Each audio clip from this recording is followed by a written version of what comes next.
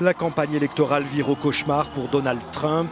Jeudi, lors d'un meeting en Floride, le milliardaire a dû démentir publiquement le témoignage de deux femmes qu'il accuse d'agression à caractère sexuel, un témoignage publié mercredi dans le New York Times. Pour le candidat républicain, ces accusations ont été orchestrées par le camp d'Hillary Clinton. Ces accusations vicieuses, selon lesquelles j'aurais eu un comportement déplacé avec les femmes, sont totalement et absolument fausses.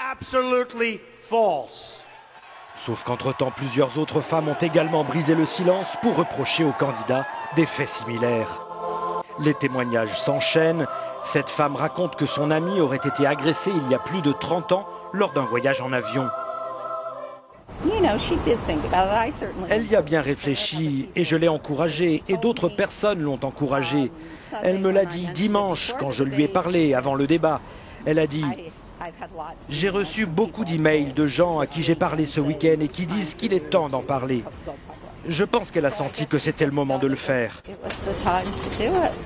Parmi les victimes présumées de Trump, une ancienne journaliste a également décidé de témoigner après avoir entendu le candidat déclarer qu'il n'avait jamais eu de comportement sexiste. Cette rédactrice en chef raconte.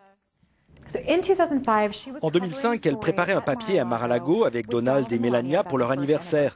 Elle a dit que pendant que Melania était à l'étage en train de se changer, elle était enceinte à l'époque. Donald lui a montré les lieux.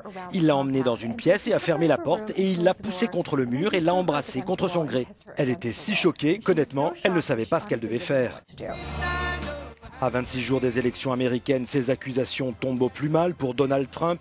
Lâché en rase campagne par plusieurs responsables du Parti républicain, le candidat peine désormais à se faire entendre.